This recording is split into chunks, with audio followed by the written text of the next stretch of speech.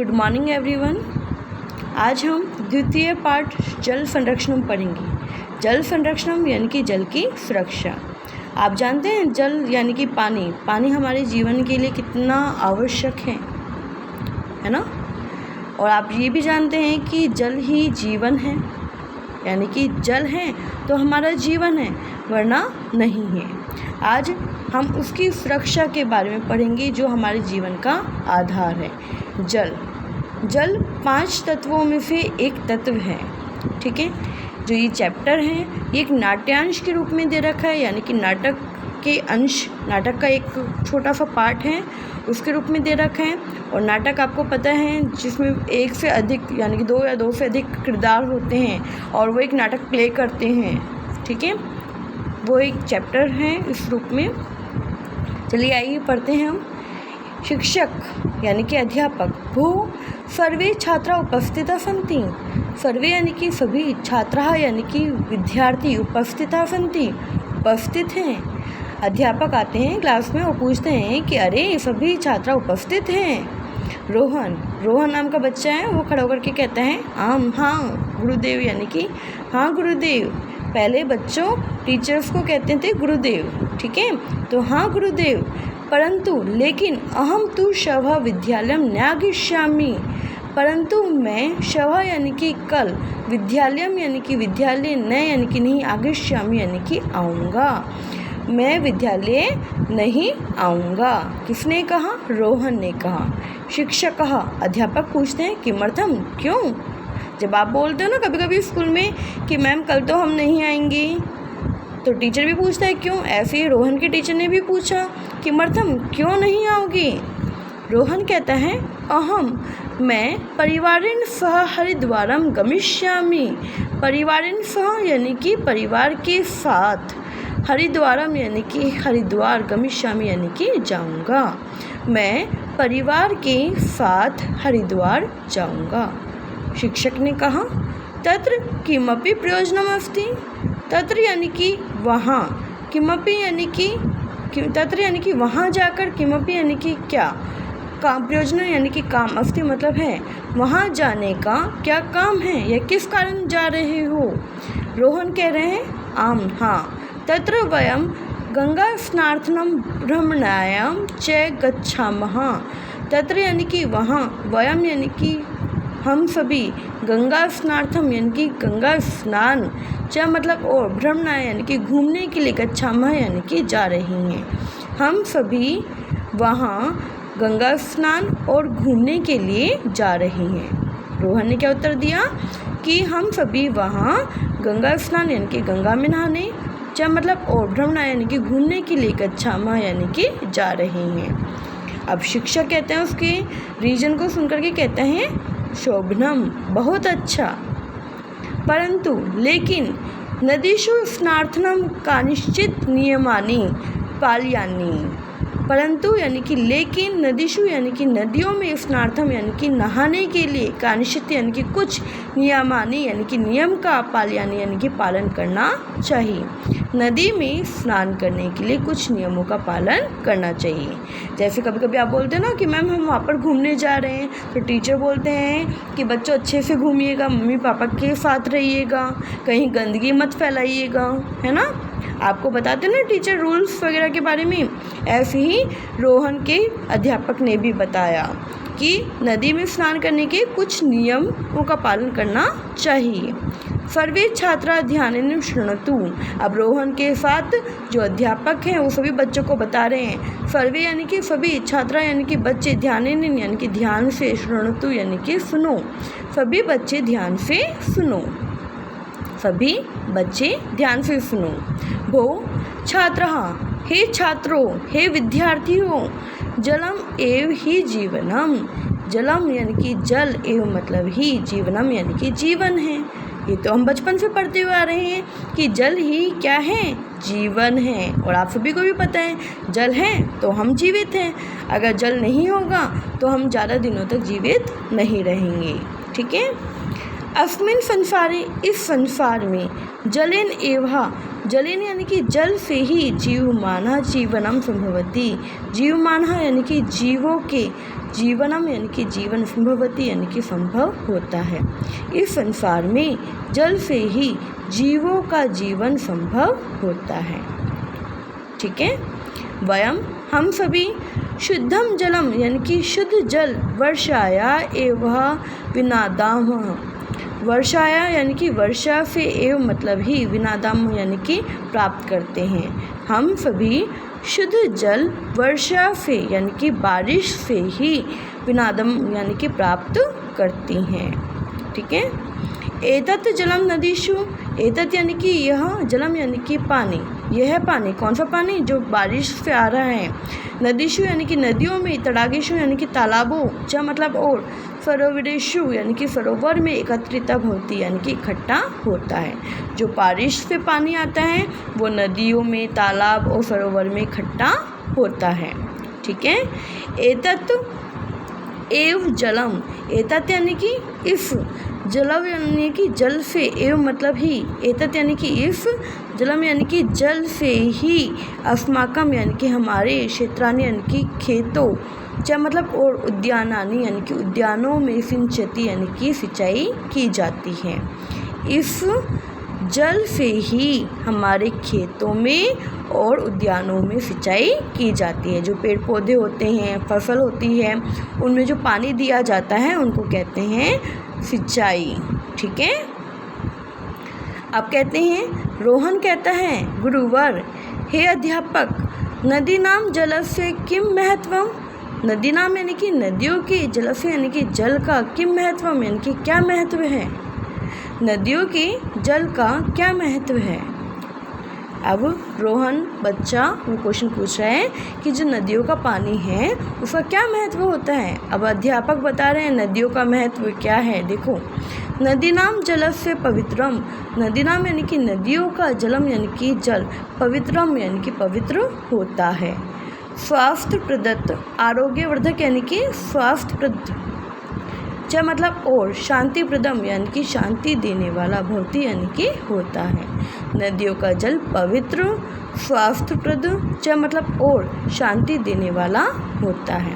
आपको पता है कि आपने सुना होगा, जो हमारे बड़े होते हैं वो हमेशा कहते हैं कि जो नदियाँ होती हैं उनका पानी शुद्ध होता है, लेकिन जो तालाब, कुएँ, बावड़ी इत्यादि होती है उनका पानी क्या होता है, हमेशा दूषित होता है। आपने सोचा ऐसा क्यों होता है कि नदियों का पानी ही शुद्ध होता है, बाकी सभी का दूषित होता है? क्योंकि बच्चों, नदियों का पानी हमेशा क्या रहता है, बहता हुआ रहता है, एक जगह स्थिर नहीं होता, इसलिए नदियों का पानी हमेशा शुद्ध होता है। अगर बाई चांस उनमें कोई गंदगी वगैरह भी गिर गई तो वो क्या होता है, पानी के साथ वो आगे की तरफ बह जाएगी। ठीक है। लेकिन अगर समुद्र, तालाब इत्यादि में कोई गंदगी या कोई जीव जंतु मर गया तो क्या होगा, वो उसी जगह स्थिर रहेगा। ठीक है। तो वो क्या हो जाएगा, जहरीला हो जाएगा, दूषित हो जाएगा। ठीक है। अब आगे देखो क्या कह रहे हैं, नदी नाम यानी कि नदियों का, जलम यानी कि जल, पवित्रम यानी कि पवित्र, स्वास्थ्यप्रद, आरोग्यवर्धक यानी कि स्वास्थ्यप्रद, च मतलब और, शांति प्रदम भवती यानी कि शांति देने वाला होता है। जीवा अपि इदम जलम पीत्वा जीवंती, जीवा यानी कि जीव भी, इदम यानी कि इस, जलम यानी कि जल को, पीत्वा यानी कि पीकर, कत्वा प्रत्यय है, त्वा शेष रह रहा है, जीवंती यानी कि जीते हैं। ठीक है। जीव भी इस जल को पीकर जीवन जीते हैं। नदी नाम तटे, नदियों के तटे यानी कि किनारों पर, जो नदी होती है ना, नदियों का जो किनारा होता है, ठीक है, उस पर, नदी नाम यानी कि नदियों के तटे यानी कि किनारों पर, प्रमुखानि नगरानि सन्ति, प्रमुख नगर हैं, यत्र जहाँ, बहव जनाः निवसन्ति, बहव यानी कि बहुत से, जनाः यानी कि लोग, निवसन्ति यानी कि रहते हैं। ठीक है। जहाँ बहुत से लोग रहते हैं। नदी नाम जलेन पुष्यन्ति, च मतलब और, नदी नाम यानी कि नदियों का, जलेन यानी कि जल से ही, पुष्यन्ति यानी कि पोषण होता है, और नदियों के जल से ही पोषण होता है। किनका पोषण होता है, जो नदी के किनारे रहते हैं। परंतु लेकिन अद्यत्वे वयम अस्य अमूल्य जलस्य सम्मानम न कुर्मः, अब हमारी गलती को बता रहे हैं इस चैप्टर में। परंतु यानी कि लेकिन अद्वितीय यानी कि आजकल, वयम यानी कि हम सभी, अस्य यानी कि इस, अमूल्य जलस्य यानी कि अमूल्य जल, सम्मानम यानी कि सम्मान, न यानी कि नहीं, कुर्मः यानी कि कर रहे, लेकिन आजकल हम सभी इस अमूल्य जल का सम्मान नहीं कर रहे।